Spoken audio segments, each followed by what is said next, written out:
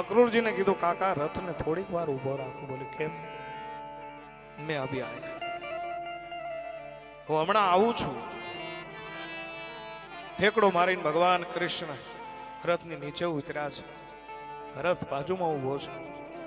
દોડી અને ભગવાન કૃષ્ણ જઈ અને ઉભા રહ્યા. નિશબ્દ છે. એક શબ્દ ભગવાનના મોઢામાંથી આવતો નથી. અને અંતે ભગવાન શ્રી કૃષ્ણચંદ્ર પરમાત્માએ કીધું કે રાધા.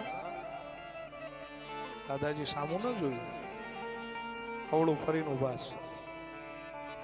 હાથ પકડીને કીધું કે રાધા देखना भी नहीं चाहोगी. રાધાજી ફેર્યા છે. આંખની અંદર આહોડા છે. આખી રાત રડી રડી રડી રડી રાધિકાજીને ભગવાન કૃષ્ણ એવું કહે છે કે રાધા હું જાઉં છું. રાધાજી મૌન રહ્યા. બીજી વાર કીધું કે રાધા મુझे जाना चाहिए, મારે જવું પડશે.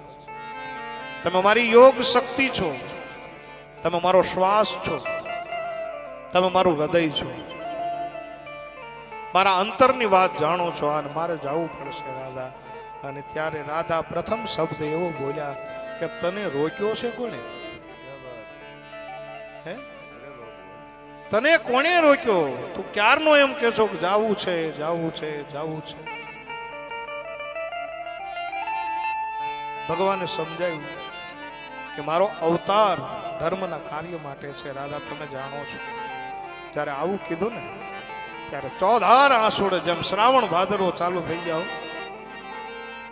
એક સ્ફટિકની માળાને જોટો મારીને તોડી નાખવામાં આવે અને જેમ સ્ફટિકના પારા ઠેકી ઠેકીને નીકળી જાય એમ આજ રાધાજીની આંખમાંથી આહુડા ઠેકી ઠેકીને નીકળવા મળ્યા. કીધું તું અવતાર છો એમ? અને જો તું અવતાર જ હો તો આ વ્રજને તે ખડવું કામ કર્યું? તું અવતાર જ છો તો ગોપીઓને એટલો બધો પ્રેમ શા માટે?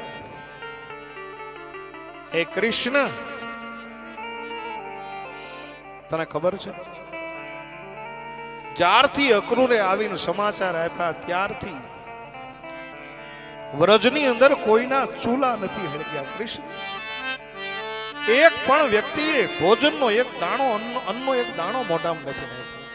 તને ખબર છે? જ્યારથી અક્રૂરે સમાચાર આપ્યા અને તે નક્કી કર્યું છે કે મારે મથુરાની અંદર જવું છે, ગોકુળને છોડી દેવું છે, વ્રજને છોડી દેવું છે. હે કૃષ્ણ સાંભળ, કદાચ તને ખબર નહીં હોય પણ હું તને કહું કે તું જે ગાયનું દૂધ પીછો એ ગાય સહિત 9 લાખ દેનું છે, એને એક ઘાસનું તળનું નથી ખાધું. હે કૃષ્ણ તું સાંભળ, કદાચ તને ખબર નહીં હોય કેમ કે તું અવતાર છો.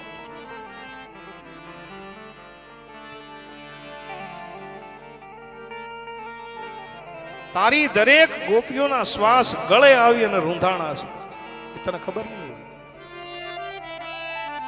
અને બીજું બધું તો છોડો, આ તો બધું સામાન્ય છે, પણ તે તારી માં યશોદાનો વિચાર કર્યો કોઈ નહીં?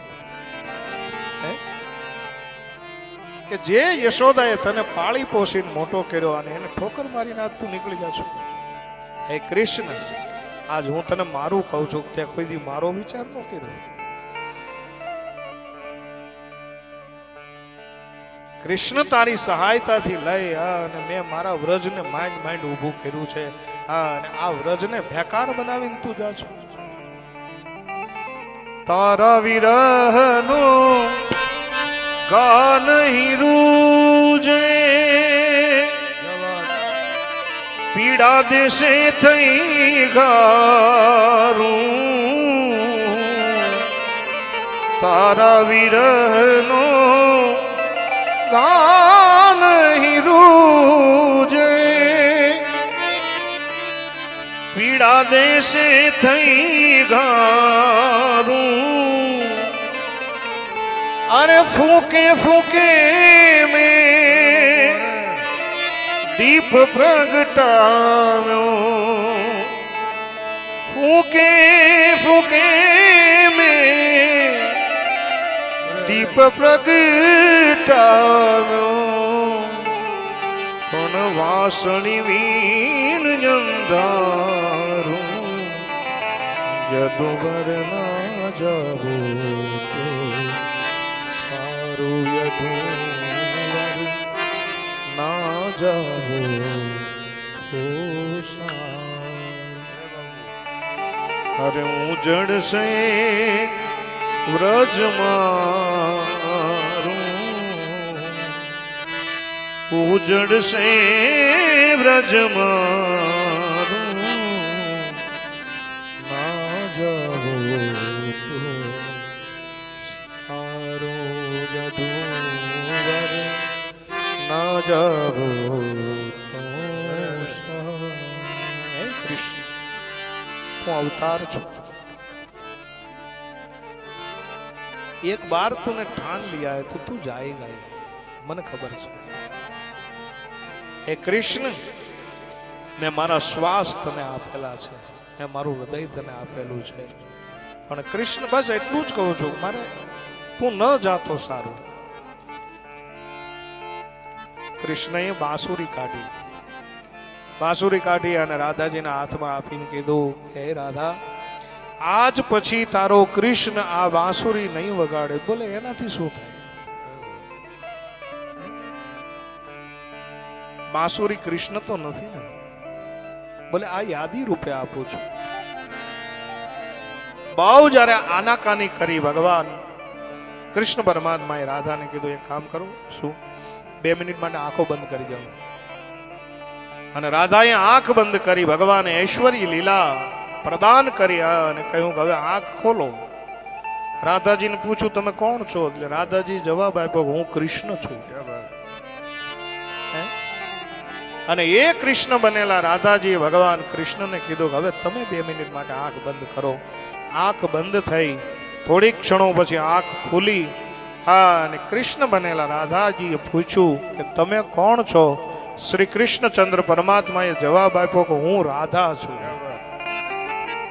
આનો અર્થ એ થાય મેરે ભાઈ બહેન કે કૃષ્ણ રાધાજીમાં સમાઈ ગયા, રાધા કૃષ્ણની અંદર સમાઈ ગયા. અને ભગવાન શ્રી કૃષ્ણચંદ્ર પરમાત્માએ છેલ્લી મીટ રાધાજી પાસે માંગી અને કહ્યું કે રાધા હવે હું જાઉં. આંખ નીચે ઢળી ગઈ, સંમતિ મળી ગઈ. અને કૃષ્ણ પરમાત્માએ કીધું કે મારી માં યશોદાનું ધ્યાન રાખજો. આમ કહે ભગવાન કૃષ્ણ રથની અંદર આરૂઢ થયા. અને કૃષ્ણ પરમાત્માએ રાધાજીની પાસે છેલ્લી વિદાય લીધી. બાબા, હું ઘણી વાર કથામાં કીધા કરું કે જેની ભાંગે જોડ એને મળવામાં મીઠપ નહીં. જેની ભાંગે જોડ એને મળવામાં મીઠપ નહીં. પછી કાગા વાતો કરોડ એ ભાવ લગ ભૂલાય નહીં. આવી રાધા અને કૃષ્ણના પ્રેમની કહાની